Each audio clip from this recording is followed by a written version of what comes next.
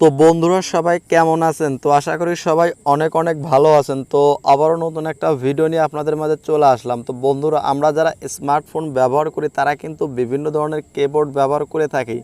তো আজকে আমি আপনাদের সাথে একদম ব্যতিক্রম এবং ইন্টারেস্টিং একটা কিবোর্ড আপনাদের মাঝে শেয়ার করব, যেটা আপনি Gboard, রিডমি কিবোর্ড, বর্ণালী কিবোর্ড সবাইকে টেক্কা দিয়ে আশা করছি এটা সবচাইতে উপরে থাকবে। তো চলুন আমরা সম্পূর্ণ ভিডিওটা দেখি স্টেপ বাই স্টেপ। তো চলুন আমরা ভিডিওটা শুরু করি। ভিডিওর শুরুতে সর্বপ্রথমে সেই কিবোর্ডের টাইপ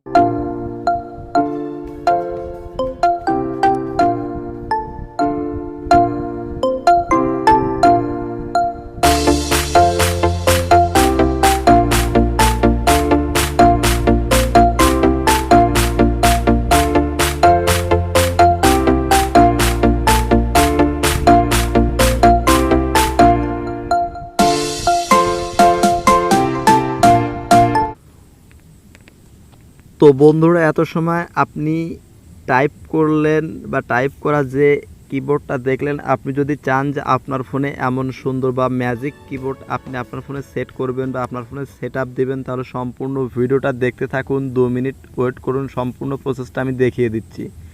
তো আপনি যদি আপনার ফোনে এরকম সুন্দর কিবোর্ড সেট করতে চান, তাহলে আমার ভিডিও ডেসক্রিপশন বক্সে দেখুন একটা লিঙ্ক দেওয়া আছে, সেখান থেকে এই কিবোর্ড 69 এই কিবোর্ডটা আপনি ভিডিও ডেসক্রিপশন বক্স থেকে লিঙ্ক দেওয়া আছে, ওখান থেকে এক ক্লিকে আপনি প্লে স্টোর থেকে ডাউনলোড করে নেবেন। তো ডাউনলোড করে নেওয়ার পর এই যে কিবোর্ডটা আপনি সেট আপ করবেন কীভাবে, জাস্ট A to Z এখন আমি দেখিয়ে দেবো। জাস্ট কিবোর্ডটাকে এভাবে ওপেন করবেন।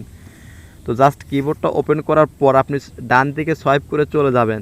তো দেখুন, ডান দিকে সোয়াইপ করার পর দেখুন এখানে কিন্তু আপনার চলে আসলো কিবোর্ড যেটা ম্যানুয়াল সেটিং, সেটা কিন্তু চলে আসলো। তো দেখুন আমার এখানে কিন্তু 69 কিবোর্ডটা কিন্তু অন ছিল, আমি আবার অফ করে অন করে আপনাকে দেখিয়ে দিচ্ছি। তো দেখানোর পরে আপনি এখান থেকে ব্যাক করে চলে যাবেন। তো চলে যাওয়ার পর আবারও আপনি ডান দিকে সোয়াইপ করবেন, সোয়াইপ করে দেখুন এখানে অ্যাক্টিভ আছে কিনা। তো জাস্ট এখন আমরা চলে যাব আমাদের কিবোর্ড, অর্থাৎ মেসেজ লিখে আমি আপনাদেরকে প্রমাণটা দেখিয়ে দিব। তো আসলে কিভাবে সেট আপ দিতে হয় A to Z এখন আপনাদের দেখিয়ে দিব।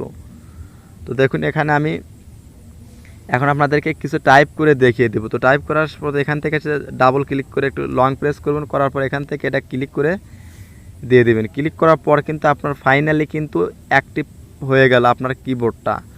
তো দেখুন এখন আপনি যে কোনো অক্ষর আপনি এখানে চাপবেন, দেখুন এখান থেকে কিন্তু ইমোজি আকারে কালারিং বাই কালারিং 3D আকারে কিন্তু আপনি টাইপ করতে পারবেন। দেখুন এর একটা ম্যাজিক গেল। তো এখান থেকে আপনি সুন্দরভাবে কিন্তু টাইপ করতে পারবেন। দেখুন লং প্রেস করলে কিন্তু এই কিবোর্ডটার মজা কিন্তু আপনি খুব ভালোভাবে বুঝতে পারবেন।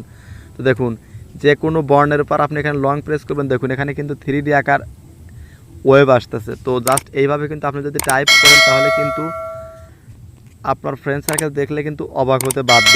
তো এটা তো গেল টাইপের মজা। তো এখান থেকে আপনি পুরো সেটিংটা চেঞ্জ করতে পারবেন। এখান থেকে চাইলে কিন্তু আপনি এখান থেকে অনেক কিছু পরিবর্তন করতে পারবেন। তো জাস্ট আমরা এখন সেটিংয়ে যাব। সেটিংয়ে যাওয়ার পর দেখুন অটো স্পেস, পাওয়ার সেভার, নিউজ সেটিং। তো জাস্ট আমরা সেটিংটাতে চলে যাব।